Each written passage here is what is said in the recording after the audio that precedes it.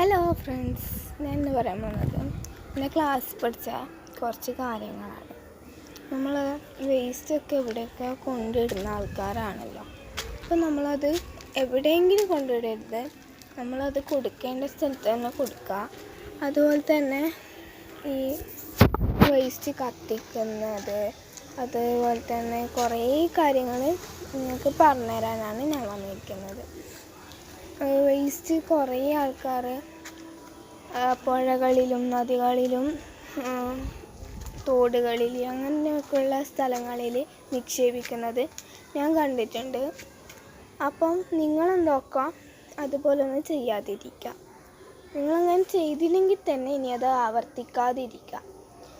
അപ്പോൾ ഞാനിത് ഫസ്റ്റൊന്നും എനിക്ക് അതിനെപ്പറ്റി അങ്ങനെ അറിയുന്നില്ല. പിന്നെ 7ാം ക്ലാസ്സിലെത്തി ഈ പാഠം നമുക്ക് പഠിക്കുമ്പോഴാണ് അതിനെപ്പറ്റിയുള്ള കാര്യങ്ങൾ ഞാൻ അറിയാൻ തുടങ്ങുന്നത്. അപ്പോൾ നിങ്ങളെന്തൊക്കെ ഇനി അത് ആവർത്തിക്കാണ്ടിരിക്കുക. പിന്നെ അതുപോലെ തന്നെ പ്ലക്കാർഡ് നിർമ്മിക്കുക. സ്കൂളിൽ പോയിട്ട് പറയുക, മക്കളൊക്കെ ഉണ്ടെങ്കിൽ അവരോടൊക്കെ പറയുക.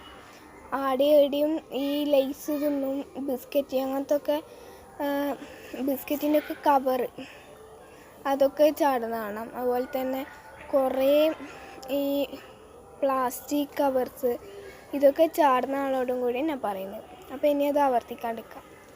അപ്പം അതിനെ പറ്റിയുള്ള ഒരു ചെറിയ പാട്ട് എനിക്ക് കുറച്ചറിയൂ. അപ്പോൾ ഞാൻ അത് കാണാണ്ട് പാടാൻ പോയാണ്. ഇത് നമ്മൾ ക്ലാസ്സിൽ തന്നെ പഠിച്ചിരുന്നത്.